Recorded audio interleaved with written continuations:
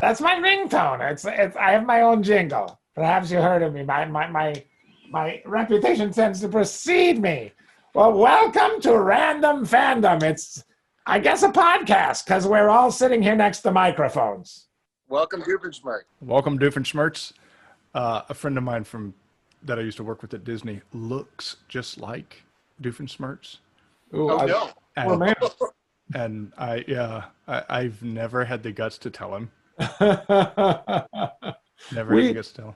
We had an executive, a female executive, who was actually very attractive, but still had like something about her that sort of, like somebody pointed out once, she's sort of like a female Doofenshmirtz, and then we could not unsee it. We could not unsee it because she had very angular features, and she had like a very strong chin and everything like that. She was actually very pretty, but like as pretty as you could possibly be, and still sort of, like remind people of Doofenshmirtz. And then you just could not unsee it in any meeting. Every time I looked at her, it was like, oh yeah, that's what Doofenshmirtz would look like if he was a beautiful woman.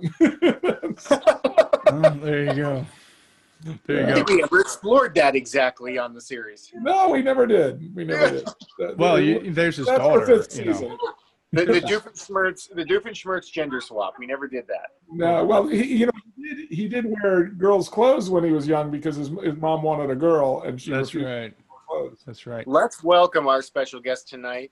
We have Dan Povenmire, creator of Phineas and Ferb, Milo Murphy, so many things. He's worked on The Simpsons and made an amazing career in animation. And I worked with him on Phineas and Ferb and at Warner Brothers years ago, and we're glad to have him here tonight with us.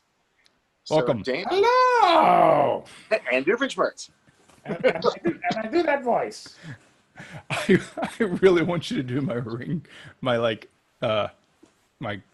call outgoing recording. message? Yeah, my outgoing James message. is not in right now. He's off doing something evil, but leave a message. Oh, I never thought to have you do Stealing that. I stealing know. that. What the heck? I haven't even done it for me. So Dan, I think I should tell James the story. Dan and I worked together at Warner Brothers on some Looney Tunes shorts that basically never saw the light of day. I mean, It's too bad because I think they're the best things they've done with those characters right? since Chuck. Yeah. It's like they audience tested them, and they all tested in the high 90s, which is unheard of. They were good. They were fun. We had fun. Yeah, it's you can get some of them came out on the Back in Action DVD, but only the overseas version. Oh, really? Oh, that means I can get it. Yeah, you could probably find it. They're like Easter eggs or specials on the Back in Action DVD. But Larry Doyle, who was the head guy, got into a sort of a pissing match with the head of Warner Brothers Pictures, and then they all just like the idea of putting them in front of movies just sort of faded away, and they sort of put them down somewhere so that it was like it was all just politics, and it made me very sad. So bizarre. Yeah, and they were supposed to go in front of movies. That was the original. Exactly. And the audience test scores, they even asked them questions, and the audience was saying, yes, I would actually, if I was on the fence about what movie to see, and I knew there was a new Looney Tunes short in front of the next Warner Brothers movie, I would choose the Warner Brothers movie. And it was like everything they wanted out of those audience tests they got, and then they still just put them on a shelf somewhere. It made me very sad. I saw the museum one with Sylvester on YouTube. Yes, yeah. This out there. Are none of there's a couple. up There's a on couple. YouTube? It's called Museum Scream, and you know what I love about that is that we did it like the old ones. We did. There's only like 4 lines of dialogue in the whole thing. It's really just enough to set up that Sylvester is hungry, and then did some one-liners every once in a while. But it's and then there's like a whole sequence at the end where Sylvester gets, they're in the Natural History Museum at night, and Sylvester gets pushed through a prism and becomes 7 different colored Sylvesters, and they're all chasing Tweety and trying to get Tweety. And yes, you worked on a lot of that, and it's all done to an existing piece of classical music that Warner Brothers never did before, called the Thunder and Lightning Polka. And every cymbal hit or something is somebody getting clobbered, and it's just one of my favorite things that I've done. It's like it's still on my reel, but it's sad to me that never got played in front of things, because I think I think we had thought that was one of the longest scenes ever done in a short, because that last sequence when he's running and it cycles through all the weapons up through a tank. Yeah. Yeah. That was crazy. I think that's on your reel too, isn't it, Derek? It was really fun. Yeah. Yeah, I was going to say, I've seen that. I've seen the 7 colored cats. Yeah. That's hilarious. Yeah. Hey kids, weapons. Yeah. They run into this room, and above it in big cartoon letters are, "Hey kids, weapons." And then they have this, they sort of go through the entire evolution of weaponry, trying to do each other in to keep each other from getting the Tweety Bird. It's a lot of fun. So then Crystal and I went off, and we ended up working on Back in Action after that. Yeah, exactly. And then we get a phone call from Dan. He says, "Hey, do you want to come see our new baby?" And no, we were doing some shorts. We were doing some pilots with you, a bunch of different pilots. Right. And then we get this phone call. Crystal and I says, "Do you want to come and see the new baby?" And we're like, "Oh my God, of course we want to come see the new baby," which was Isabella, right? Yes, it was. Right. Who is now taller than Clarissa. Oh. And she's the one that's singing, right? Yeah, she sings. I heard one of the songs that you had posted, and I think we told you, stunning. It was really good. She's got a fantastic voice, and she wrote that song. That's right, she did. Yeah. Oh God, yeah. She's writing songs too. So is this the one that's mad at you for having 3 million followers? Is this the one that's no? big on TikTok? The other one is more of a comedy writer, and she's more of a music and songwriter. Dan said his kids were mad at him because he had more followers on TikTok than they did. Well, I have more followers than most people. Yeah. 3 million. Something. Yeah, it's certainly anybody we know. I love the TikTok videos, though. They're really fun. Yeah, we're having a good time. But we get this phone call from Dan. He says, "You want to come over and see the baby?" And we come over, and the baby's passed out over like on the couch or in the bassinet or whatever. And he goes, "By the way," and we go, "What is this?" And he goes, "It's my latest pilot." And we look at it and we go, "Okay." And so Crystal and I work on this pilot. That's right. You guys worked on the actual pilot. The actual pilot, yeah. And which ended up you guys, I think Amy, right? And Amy, that's right. And so a lot of what was in the opening title sequence, like the Frankenstein's brain and climbing the Eiffel Tower, I still have those drawings somewhere. Yeah. That's right. Pilot to Phineas and Ferb. Yes. That's right. That's right. Best show on TV. Because what we did was I boarded it all super rough and then pitched it, and they said, "Okay, let's make a pilot out of it." But they weren't going to animate, but they only animated like the last minute, but they wanted it to be in color and as clean as possible. So these guys went and did super clean drawings on everything. We had people drop color into it. You guys didn't drop the color, right? That was no, we just did the black and whites. Yeah. And we did this color animatic, which was, it's like a super clean color animatic. But it really gave you a good feel for what the show is going to be, I think. Oh, yeah. Oh, absolutely. Yeah.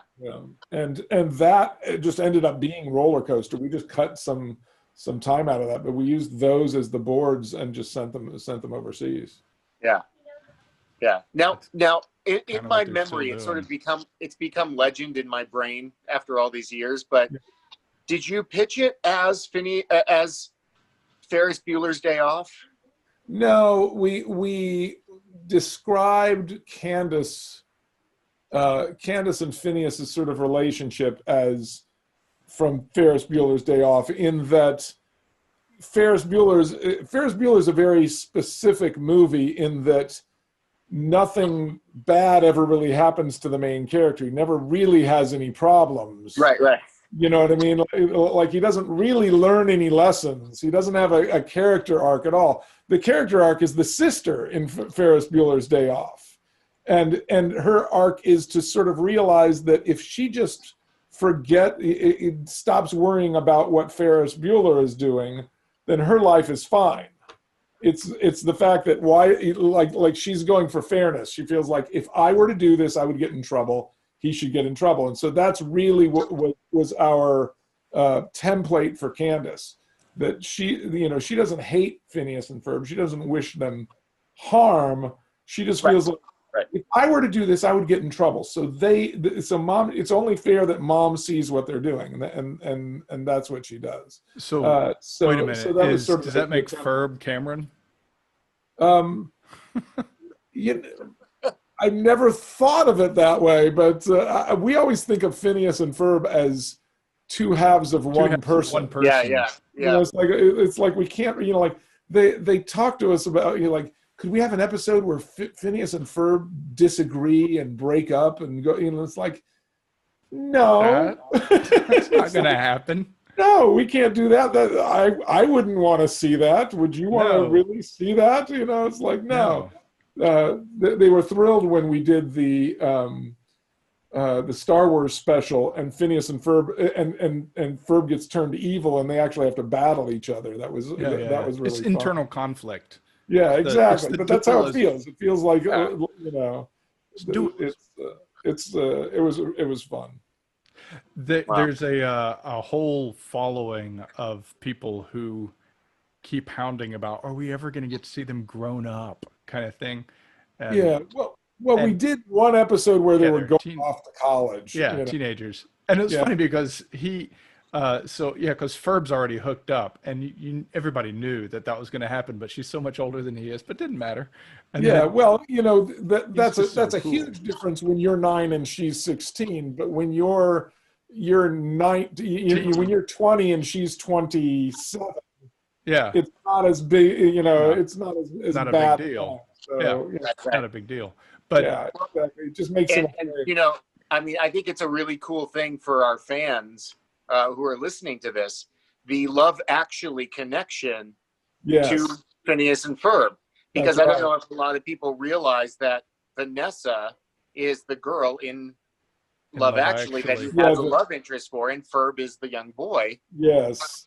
And so to carry that over. He learns how to play the drums to impress the girl is Tom Sangster, who played Ferb in the series, and Vanessa was played by Livy Olsen, who's the girl he's in love with that sings I Don't Want a Lot for Christmas, or All I Want for Christmas Is You. Yeah. So we finally got them together. Yeah. I'm curious about this. I know it's on the Disney show, and I love the Disney Channel, and I love that Disney puts music and so much stuff. But how much time did you spend writing those songs? Because those are absolutely fantastic. Well, I think there are 350 songs or something like that in it. Yeah. So we spent 350 hours. Yeah. We wrote a song in about 1 hour. Well, because remember, they would get together after work. Huh? We would get together after work, Tuesdays, Thursdays, whatever, and you guys would hash out a couple songs. Yeah, exactly. We between Swampy, if it was me and Swampy, or me and Martin, or me and Swampy and Martin, we could write a song about anything in 1 hour.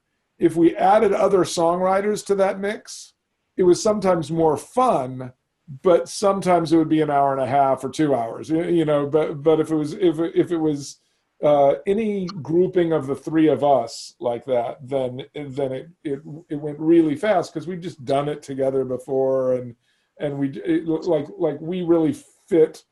We fill in the spaces that the other people don't have. I think is the way it works. Yeah, Swampy, for folks listening, is Jeff Marsh, Yes. Swampy Marsh is the He was my co-creator. partner on Phineas and Ferb. We created the show together. You guys worked so great together. It was fun to It was be Phineas in and that Ferb. mix. Yeah. Yes. Well, Except and for those who don't know, this show was a premise show, which meant that we would have a paragraph, maybe a page description of the show, and then the board artists with the directors, everyone would pitch in, and the show came out of this creative soup. And these meetings were so dynamic as the show would change and morph and grow. And I love how the really show, fun. all the episodes actually, okay, so not all of them, some of them are standalones, but a lot of them morph into each other, and then you'll get like Isabella's view of something, and you get everybody has different views of stuff, where the storylines cross over. Yeah, where the first 11-minute, because it would be 2 11 minutes and a half an hour, and the first 11-minute would be the boys' adventure, and in that adventure, Isabella would go get something for Phineas and come back with it a little bit later, and then the second, the second 11-minute was her adventure that she went on to do that. They would all connect in a wonderful way. I actually pitched at one point, except for the fact that Disney was not at the time interested in a girls show. I pitched doing a Fireside Girls spinoff. Yeah. And my idea was complicated because I was like, we've got all these episodes of Phineas and Ferb we can reference. We should go back and do episodes of the Fireside Girls show that would all reference a specific episode of Phineas and Ferb. Hilarious. Like you could look at it and go, oh, this is happening at the same time as Bubble Boys is, or something like that. There's 1 or 2 episodes that do that. Yeah, exactly. I would like to see more. I was pitching that we do the entire series like that where we just go back and re-engineer another story that fits in with that story, and I think it would have been really brilliant, and I think people would have gotten really obsessed with it, but they were just not looking at a girl show at the time. Is that because they already have so many? I mean, they've got Sophia and Elena, and I mean they've got a smattering of. At the time, they were trying to court more of a boy audience because Phineas was the first show they had that really brought a bunch of boys to the channel, and they were like, "Now we got all these boys. Let's do stuff for them." But they never really got another show that really that really brought in the boys. And then Milo Murphy is all good, the cartoons on Disney XD where nobody was. Thinking, oh, the boys will come here. They'll come to Disney XD, and it's like, no, nobody even knows where that channel is on their. It's funny because that one's really popular here in Japan.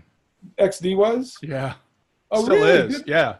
Oh, good. Because it was not in the States at all. And part of the reason was that all the kids shows, all the kids networks on everybody's cable station were like, Cartoon Network, Nickelodeon, Disney Channel were all like 332, 333, 334. So the kids could just go up and down those 3 or 4 things, and then Nick Jr. and Disney Jr.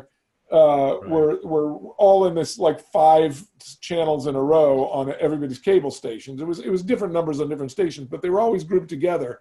And because XD was brought in so late, they just grabbed whatever number was available. So you'd be like 332, 333, 334, and then XD would be 2604. It was like you would have to literally program it into your box to get it in there. Just never see it. Yeah. So the cable network here. I mean, there are several of them, of course, but so it goes in blocks, like all the news channels are down in one block, and then you've got sports in the 200 block, and then you've got like the movie block, which is massive. It goes everything from Fox Movies to all these different foreign movie channels, and a whole block for Korean soap operas. Right. And then you've got the cartoon block, and it's quite big, but and it starts off with Cartoon Network, first one. And then you've got the anime network. Then of course Disney has like 7 channels like right behind that, you know.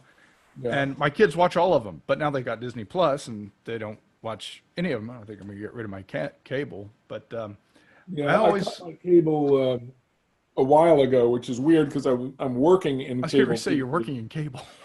And I was like, yeah, but the only thing I really want to see on cable is my show, and I'm seeing it way too much as it is. So I don't want to watch it after we're done with it. Which show do you prefer? What's your favorite? Oh, you got to pick between your children. Yeah. Because my kids fight with me. So I prefer Phineas and Ferb. I think probably and between Milo that Murphy kids. and they like Milo Murphy, right? But I love your kids. I think Milo is really great. They love you. They exploded when I told them that we were going to be talking to you today. I mean, I know that you two knew each other, but this is our first time. So you and I meeting. So they love that, but they really love the Milo Murphy show. Yeah. And I think Milo is a very, very underrated show. It's just that nobody ever found it to start watching. It's like the people who've seen it are all obsessed with it. You know, it's Renew Milo Murphy's Law was trending on Twitter a couple of weeks ago. Wow, nice.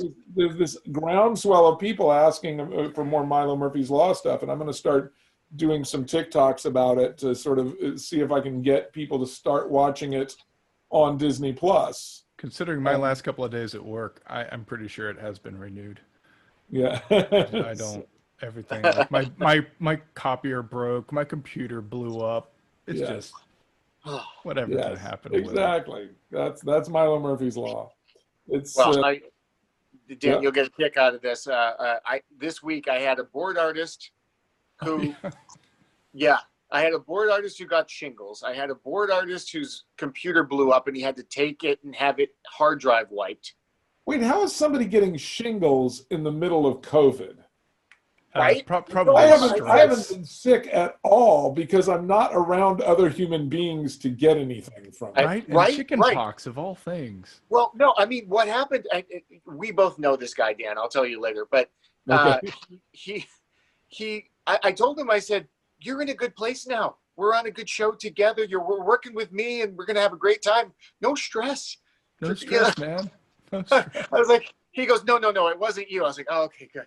Okay. But yeah, I had one artist whose computer blew up. The other one had shingles. And another guy was like, well, I'm on my pension. I can only do this much work. And you're asking for this much work. So what about the asthmatic? Oh, yeah. Oh, God, that was great. Yeah, we had to go to his house and see if he had the work done. Am I going to have to cut this part of the show? No. I don't think so, because no names are being said, so I think we're good. Well, no, but even then, if somebody listens to it. But the thing is, I mean, this is real life. You know, we're working in real life, like even more so than usual. Yeah. We used to go to the office, and it was like a separate world. Right. And I'm in my workshop today, but I'm usually just like Derek. I'm usually sitting at home doing this. And we started this podcast because everybody was at home. Yeah. And we really wanted to inspire people and tell people, you know, hey, this is what you can do. There's a lot of stuff out there. Don't give up just because we're stuck at home. Yeah. Art never stops. On the other hand, Murphy's Law.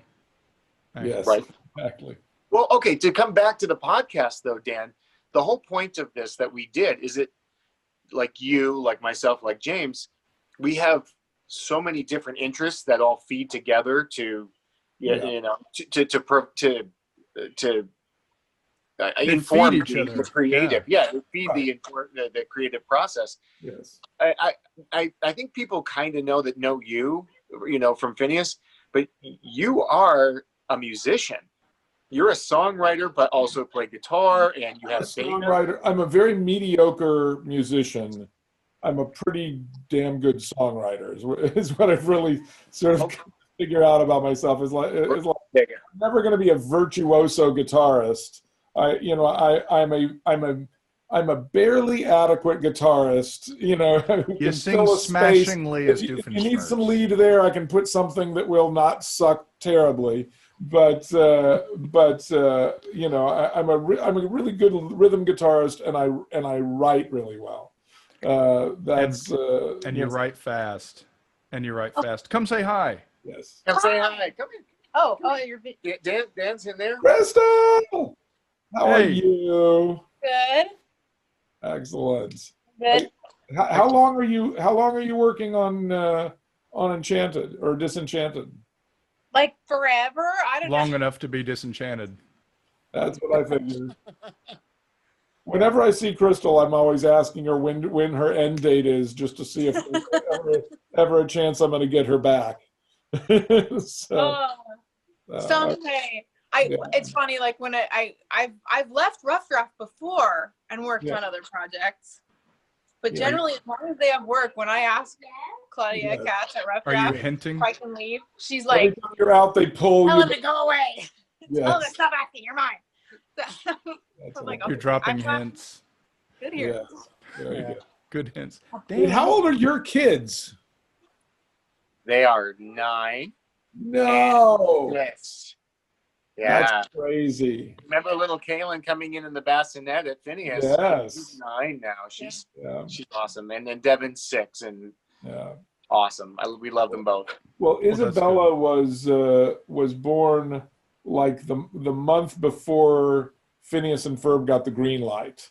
So she's sort of like the visual representation of how old that show is. Oh, it's crazy. Oh, wow. Yeah. Yeah. She'll be 15 in November, Wow. which means the show will be 15 years old since the green light Wow. in December, I think. You have the pilot baby and the green light baby. That's right.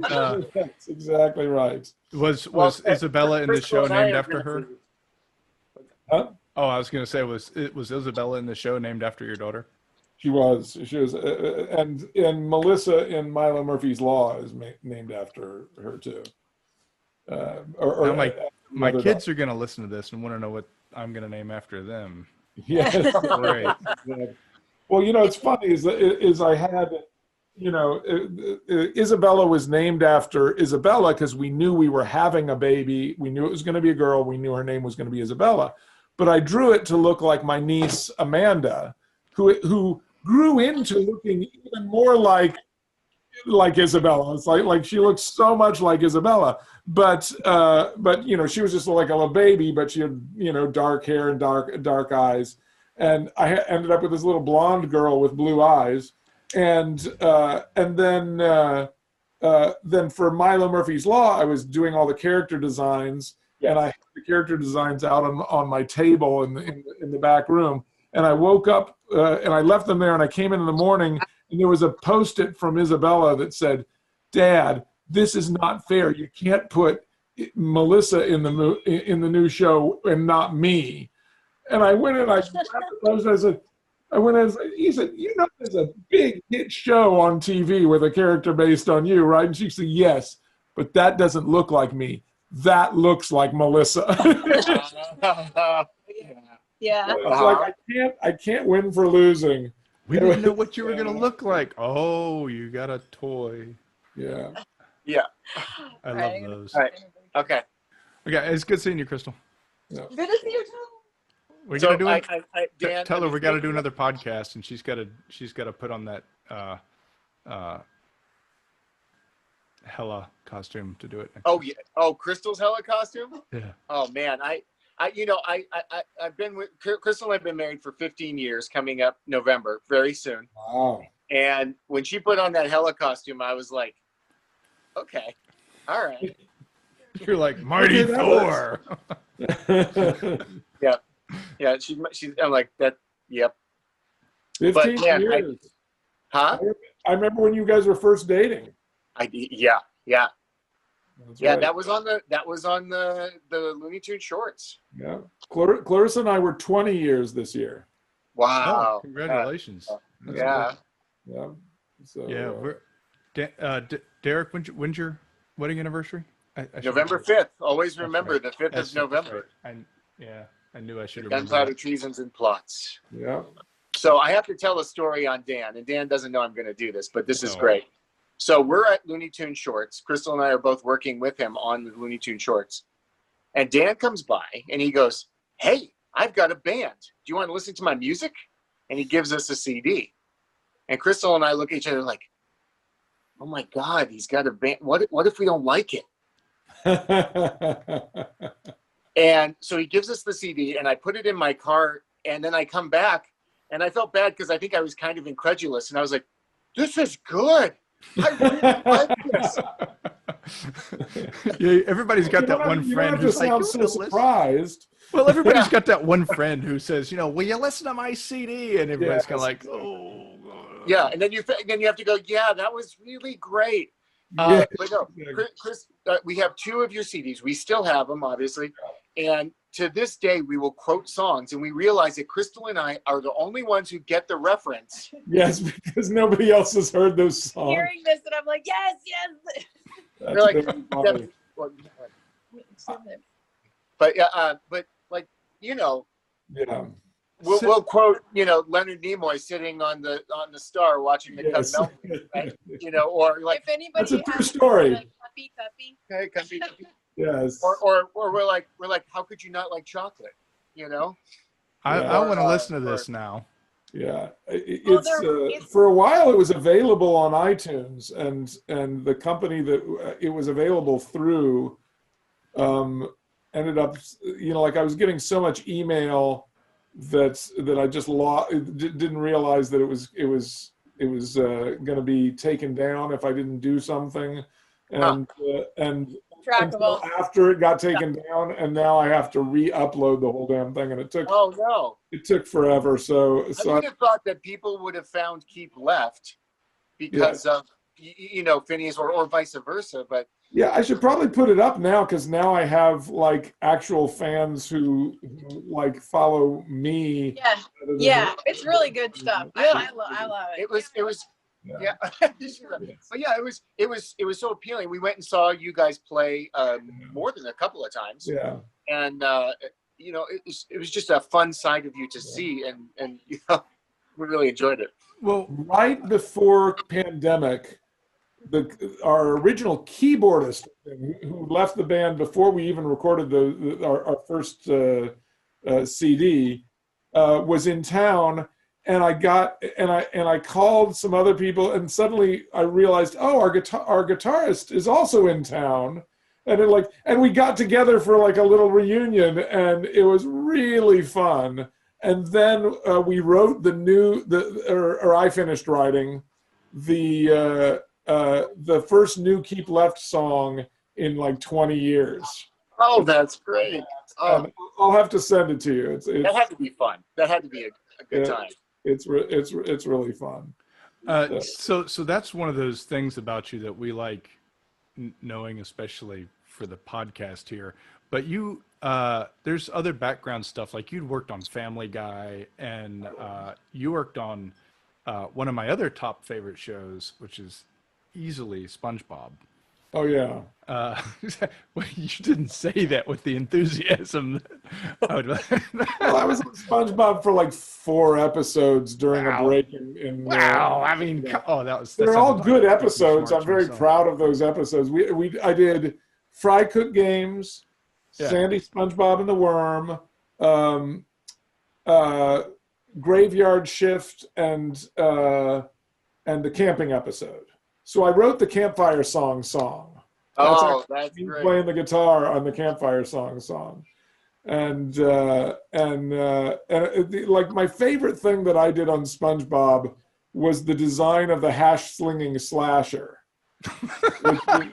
Because we wanted something that looked really, really scary, but when it walked into the light, you would see it was absolutely not scary, and like it would go to the other extreme of goofy, silly, sweet, and so I was just like doing some sketches, like if I make it look like a humpback, then the head with these evil looking eyes could actually just be a big nose, and then and I was really pleased with how that turned out. So tell me, how important is because the character design, especially for Phineas and Ferb, to me is just, I love the contrast, I love the shape language, everything just speaks about, which is odd because it almost speaks to their personalities, right? Phineas is very pointed.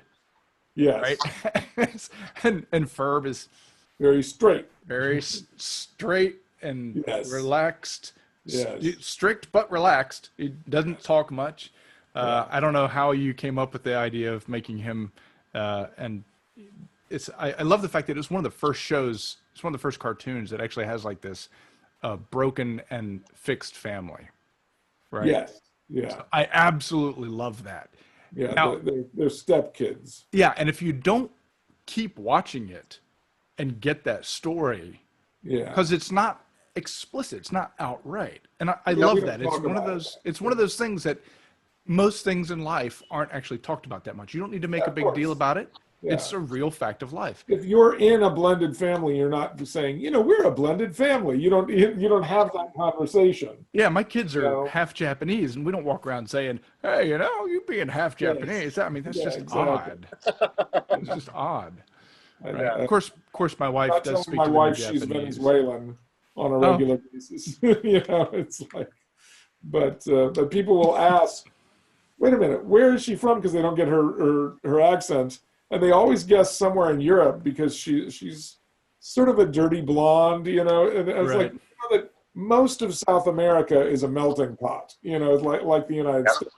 Central America. So do you guys ever talk in Spanish? I don't know. Do you speak Spanish? Yeah, I speak enough Spanish to be understood. Right. And like if you drop me in a Spanish-speaking country, I'd do okay. I can. I wanted to ask because some people asked me to do Yoda in Japanese here, and I was going to ask you to do Doofenshmirtz in Spanish. Doofenshmirtz says, "Maldito seas, Periel Ornitorrinco." That's.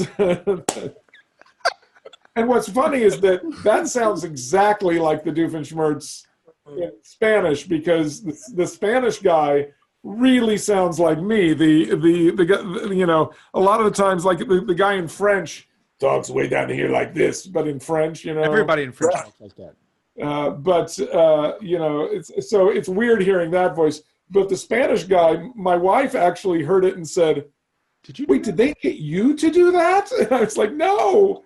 It's just he sounds exactly like me. It's one of the best Doofenshmirtz impressions I've ever heard. So my daughters keep telling me that when I get angry and I go, "Wow," they say, "You sound just like Doofenshmirtz. Are you evil?" And I guess so. So you got that's where you go. Yeah, you go every day to fight Perry the Platypus. That's right. Actually, I do. I want to be Perry the Platypus, which brings me to what I was getting ready to say. For Halloween a couple years ago, I was going to do the grown-up version of Phineas because I got a pointed nose and I'm redheaded. But my wife wanted to know if she went online and got a really big T-shirt of Perry, and she grabbed my fedora. I thought it was pretty funny. You got D. Bradley Baker to do Perry. Yes. Right. Yeah. I love him, man. Yeah, he's great. He's such a nice guy too. Yeah, and he does everything under the sun. He's in everything. Yeah. But one of my daughters is really obsessed with Avatar, and she came in and said, "Dad, you know D. Bradley Baker, right?" And she was like, "He sang the secret tunnel song in Avatar," which I've never seen, even though I know Mike DiMartino. I've just never had the energy to get into a serialized show. I'm actually starting to watch them now with Melissa. But when I did this thing on TikTok before the movie, the Phineas movie that's on Disney Plus, just came out in August, and I did this countdown like every day for 10 days before that. I'd dress up as Doofenshmirtz and shoot something on the green screen, so I was in Doofenshmirtz's thing, and I would say things that people had asked me to say in Doofenshmirtz's voice. It's like I would, it's like, "Oh, I'll do this one, I'll do this one," and sometimes I would do like 5 or 6 of those, and then they started to ask for really complicated things, like, that was like, "Oh, there's going to be some production in this. Okay, I'm going to have to do this. Can I sing this song? Can I do this?" And everything like that. And one of the things that they just kept asking for, and just started almost spamming me. This whole fandom of Avatar started asking me to sing the secret tunnel song as Doofenshmirtz, and I was like, "Well, that'll be fun, but I actually know D. Bradley Baker, so I should do the opening, that little bong ching, two lovers forbidden from one another, and then when it gets to the secret tunnel, I'll have Dee come in and do it. And so I just called him, and he's like, yeah, sure. What, you just send me the track you're using, and I just like did like a sort of a rock guitar, thing for him, and I sent it to him. And I put that up, and so it's like me, and then I go, ladies and gentlemen, D. Bradley Baker, and then it goes to him, and he's hugging an Appa doll, and he does it, and it was like for the longest time, it was probably one of my most viewed videos. It was like, I got it. Can we link to that? 6 million views or something like that. Good grief! Years later, we gotta get D on here actually, because I want to talk to him about doing all the different clone troopers. Clones, yes. Oh my word! He was all of them. He did all of them, and he's like, I had to give each of them a personality and how I changed that up. I was like, that is, talk about seriously good work. But the years later, thing, he got paid for one voice. Yeah. That's for all really. Clones. Oh, it's just a lot of dialogue. Voice. Oh, that's not right. It's like, well, it's the same voice you do for all of them, and it's not. He does different accents. He does different attitudes. He does everything. It's like sort of the same tone, but it's not the same voice. No. And I'll be honest, he's one of the very few guys that I know that does a very passable Kiwi accent, because I know Tim Morrison, and Tim taught me how to act. He and I had done a movie together, and I couldn't find somebody to play this guy, JP. It was just this, I'm a pretty big guy, but I couldn't find anybody my size.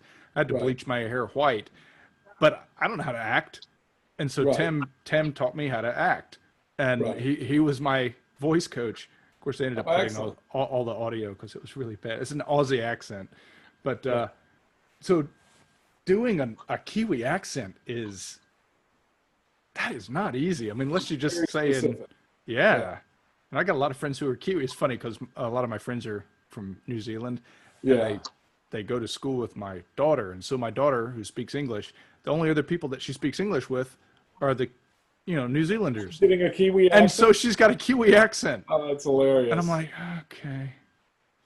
That's awesome. I don't know. Maybe if we move, because Wada, if anybody's listening down from Wada, I'm going to work there.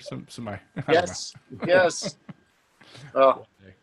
Anyway, so we ought to get him on here. But you were going to say something, Derek, and I cut you off. No. Years later, because I knew Dee from Phineas and Ferb, and he was a super nice guy. And then he did a voice for us. He did a character on Miles from Tomorrowland. Right. And he was this robo ostrich or whatever, and he did a bunch of other little characters. And so we had a thing where they had a dinner under the Endeavour space shuttle, and this was our wrap party, and Dee showed up, and he took my daughter and he said, hey, I'll teach you how to do the Perry the Platypus, and I'll teach you how to do Merc. I'll teach you how to do the voice. And so he sat there with them and just taught them how to do these voices, and he's such a sweet guy. He was really cool with them, and one of the nicest people in the industry. Yeah. It's interesting that people who do lots of different characters are often really, really, like Doug Jones, absolutely just a deer. Yeah. And I don't know what it is. Maybe there's something about the temperament, but people who can do lots of different personalities, they just are really good character actors. They're just some of the nicest people I've ever met. Well, it's like I spent a lot of time in live action when I first, when I came out, I went to film school and I wanted to be direct live action, and I spent a lot of time in live action. When I started taking jobs in animation because I just needed to get a steady gig, I suddenly realized, I like everybody I work with in animation. And I think even in like voice actors are a different breed than regular actors, even though there's some people who do both, because nobody gets into voice acting because they want to be recognized on the street. Right. And most do doubles. Nobody's getting into voice acting to be famous because you're not really famous if you're if you're a voice actor. If you know, so like they're redoing Animaniacs now, Right. and Maurice LaMarche is coming back, and I absolutely love him. So one of my friends does a really, really good like Maurice LaMarche does a lot of different voices, and one of my friends does Maurice LaMarche doing all the different voices. Oh, does he? Oh, that's great. And he does a really good Arnold too. So he has my current voicemail right now. So if you call it, it's like, I'm sorry, James is not here. I can't do Arnold, but he did it. And it's really good. That's why I'm going to switch it out with the one that you do for me now. Doofenshmirtz is my voicemail. So all these folks doing live action, they want to be seen in their face, right? I mean, that's part of the job. But when you're doing voice, a lot of times you're doubling for somebody. Right. So like James Arnold Taylor, if you're, for the folks who are listening, James Arnold Taylor does Obi-Wan Kenobi, amongst many other people. But you have to go under James Arnold Taylor because there's another James Taylor, right? The singer. Yeah. And so you have to be known you have to be differentiated. But he's quite famous, and he does a really pretty good he's actually played Obi-Wan Kenobi. Nobody is stopping him on the street. Okay. I don't still here. know. I had to put you guys on the cradle to charge, so I'm still here. You're just not going to see me. I'm gonna need to leave short. I've got a meeting about a building that I'm doing the facade for, and they wanted it today. That's one of the reasons I was. Well, yeah, and Dan, it's been such a pleasure having you. But I did. My phone was saying I had 5% charge, so I had to run down and get the charger. Well, this is going on YouTube as well, and Excellent. you're gonna. Let me tell you one story really quickly about what we were just talking about, which is the fame you get as a voice actor is very different than regular fame. We were going to the Radio Disney music awards, and I took my daughter who was very young, but she was asking, are we going to be on the red carpet? And I said, no, we're not on the red carpet this time because there's nothing for us to promote. And she's like, but Dad, and I was like, well, no, they have a bunch of famous people they have for the red carpet, but this is not a Phineas event, so we're not doing. And she's like, but Dad, you're famous. Everybody at school knows who you are. And I said, and I had to tell her, look, no, I'm not famous like famous. I'm like, nobody recognizes me on the street, for instance. Right. And as I say that, we're crossing the street, which has been blocked off to go to this big thing. And a woman runs up to me on the street, literally on the street, and says, hey, we're such big Phineas and Ferb fans. Can we get a picture of you with my daughter? And I was like, sure. And Isabel was like, see? And I do the thing like this with the daughter. She takes a picture and then she goes, oh, thank you so much. And I'm horrible about this. I don't know. I'm always confused. Are you Jeff or are you Swampy? Jeff or Swampy. Both of whom are the other guy. Yeah, that's what saying. It's like, one dude. And I turned to Isabel and I said, see? So it's like even people who know who I am don't know who I am. I'm justified and then not justified. Swampy's in London? No, he's in Venice, California. Okay. Okay. So yeah. He's living here, and he's got his own little studio that he opened over there. They're doing Pete the Cat at his, Excellent. His studio. Nice. Excellent. Walking distance from his house. We don't see much anymore. That's so great. He's got his own. We don't see anybody anymore. Yeah, exactly. But I mean, even like on the movie and stuff, he would come in when there was a big meeting for something. He would come in and give notes. So get your daughter to take you to Comic-Con or something, and then you'll be stopped on the street. Because, that's the one place where I suddenly was like, oh, it's like I'm famous here, and I realized it was like the vast majority of the people in the world would not know who I am because you would have to look up the creator of Phineas and Ferb and then commit that face to memory, and the vast majority of people would never do that, but everybody who would do that is in this auditorium at Comic-Con. Or this. Well, okay, so and you guys are in a couple of the episodes. Yeah. But and I was going to say, don't remember that. Well, they do. Because it depends. Start recognizing me now from TikTok. Uh, I've actually been recognized from TikTok when I had a hat on and a mask covering most of my face. Wow. Really? Wow. Because I was talking in my normal talking voice, which I often use on TikTok, and somebody and I was with my daughter at like a Jersey Mike's or something, and this guy said, "Are you the voice of Doofenshmirtz?" And she just started laughing. She's like, "How can you tell? You can tell from his speaking voice." And he said, "Well, no, I follow him on TikTok." That's too like, funny. "Oh, Dad, it's going to be so bad for you after pandemic, Right. because you're going to go out and people are going to start going, 'You're that guy from TikTok.'" It's like, yeah. I remember, it's funny because I remember that it was such a really cool moment. First off, we got to work on the Disney lot, like that historic Disney lot. And every day I'd walk through that animation building and go over to the commissary. I ran into Mickey Rooney. Oh, yeah, cool. I ran into Mickey Rooney. And of course, the first thing I did was, is he still alive? Yes, obviously. Even though I had just met him, you know. And he was like, no, he was 91 years old and walking around with an assistant, but walking on his own and like talking and greeting with people. But when we were there, we were still pitching our boards. We would do the voices and act it out and be goofy. And it was so much fun. Yeah, it was really fun. Now with Storyboard Pro, you just hit play and you can watch it, which is really cool because, now I can do a whole episode myself.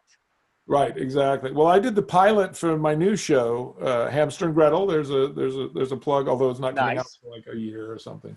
I did the whole pilot myself on Storyboard Pro and edited it and everything. Wow!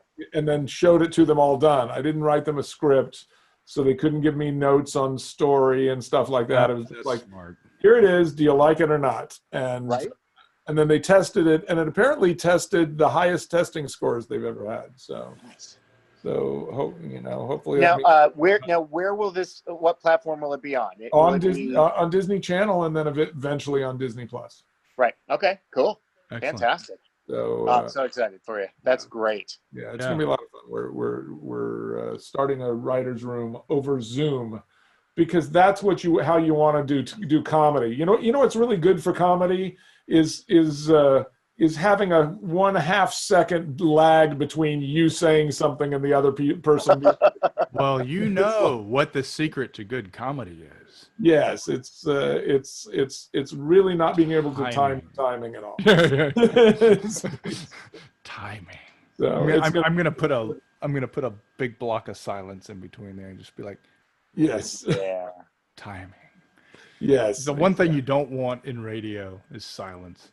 Yeah, exactly. You don't want people turning the channel and going, well, there's nothing there, and coming back. No. I have so many fond memories of that early time, because it was Crystal's. I give Crystal full credit for this, because I had just finished on a gig, and she said, I heard Dan's show went to series. You should give him a call. And I was like, you mean that pilot we did a while back? Yes. Right. And so I called, and Dan is Dan to me. Dan was Dan, so I called, and Teresa answers, and she goes, well, let me see if Mr. Povenmire is available to talk to you. And I was like, oh my goodness. Oh, excuse me. Oh, I was like, the first time I emailed you, I was like, could I say like Dan? Am I allowed to say that, Mr. Povenmire? Those people on staff actually call me Dan. I think she just does that to people from the outside who she doesn't know who they are. That was great. It was great. And then get on the show, and then I was put on a board team with this guy who is one of my board heroes. He's the way he thinks. Kyle. Kyle. Oh, yes. Kyle is he's a force of nature when it comes to boarding, and his thumbnails. He's very possibly the best board artist working. Oh my God! Yeah, I can't think of anybody who's better. I can think of people who are different. I still have some of his thumbnails in my flat file because his process was just insane. Yeah. So I'm put on the team with Kyle. Kyle and I are board partners, and they said, well, he's the board artist, so you're the writer. And I was like, all right, let's do it. So, and it was in that moment that I realized, Dan, I am not a songwriter. But so like we're doing that Different. episode. We're doing this really weird episode, and I said, you know what I want? I want a double Dutch song here. And you guys went off and wrote a double Dutch song for me. Yeah. And I was like, oh, that was so great. Are you talking about Kyle Minke? Yeah. Yes, Kyle I am. Yes, I am. Yeah. Kyle is in my mind, for my money, he is the best board artist working. He is the fastest. Plug for Kyle. Yeah. Yes. Rightly so. Well deserved. So I mean, he's better than anybody in features because he's doing what they're doing as well as they're doing it, and he's doing it in half the time. So Yeah. Derek and I were having this conversation yesterday, as a matter of fact. Yeah. About how what it entails to do storyboards. Yeah. Especially directing and animation. Yeah. Especially when you don't have like control over everything when it's in a separate location. You have to do everything there, and you have to get out all that emotion, all those. It's basically keyframing, I think. So Sometimes, yeah. Keyframes, and then if it's a specific action he wants, he'll animate it on ones in the story. Yeah, he did. Yeah. Wow. His boards were so thick because on ones. Yeah. Yes. Yeah.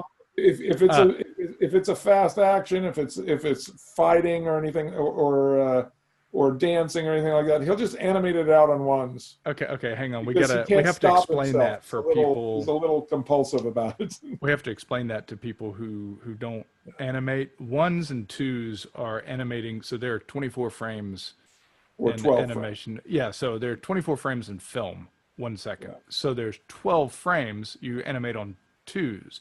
So one for every You other hold each drawing for 2 frames. 2 frames. So it's called animating on two. So if you're animating on ones, You're doing 24 drawings. 24 drawings for every second. Yeah. And that is a lot of work. Yes, especially when you're you're really just there to storyboard. But he would just be like, I can do. I mean, he would do that rough. He would like most of the in betweens were rough, but they were pretty tied down rough. Right. And, he's amazing. He's amazing. Yeah. He's my favorite. Yeah.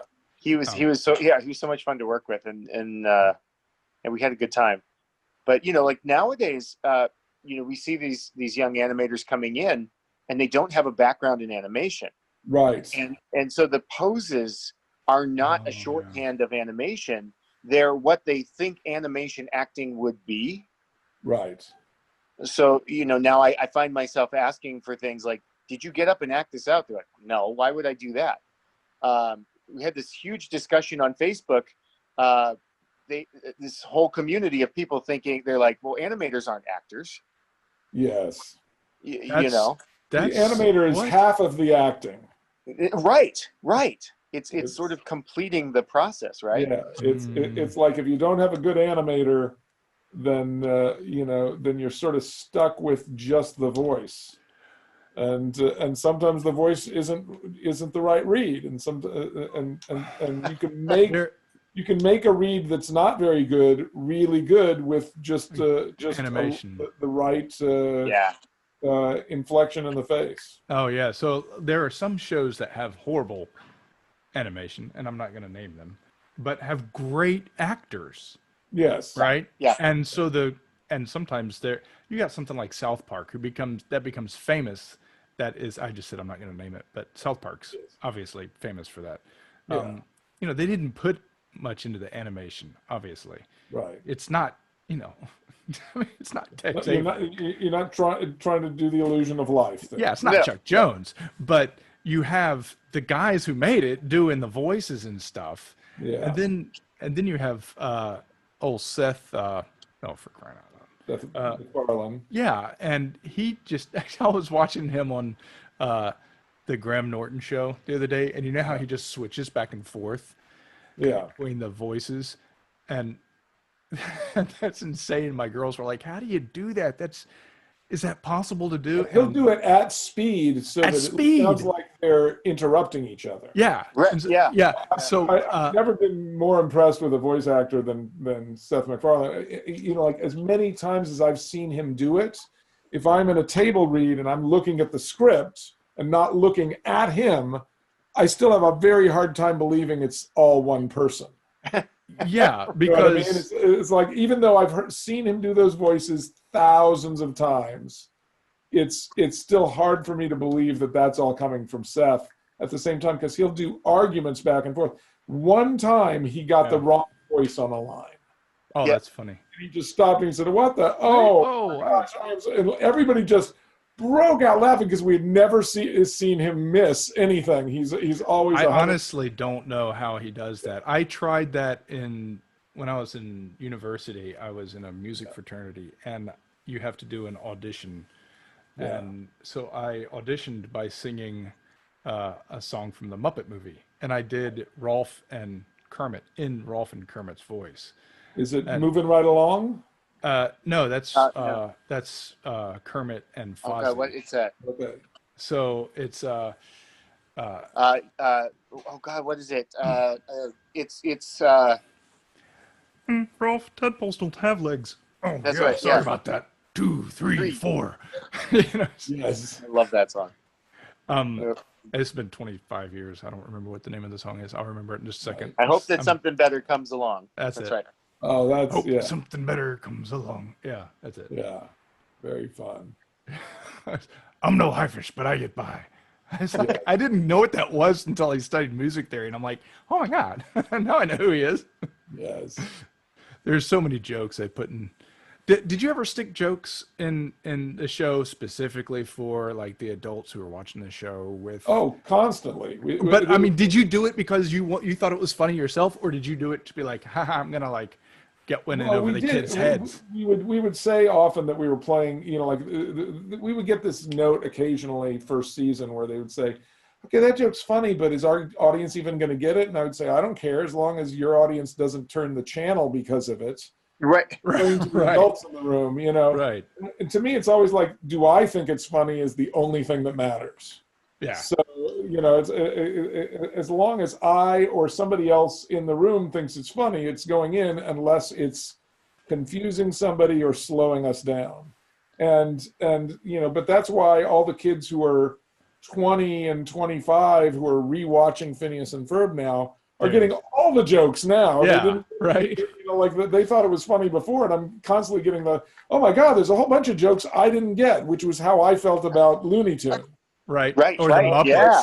When I was older, I was like, oh my God, there's this whole other level that's funny here.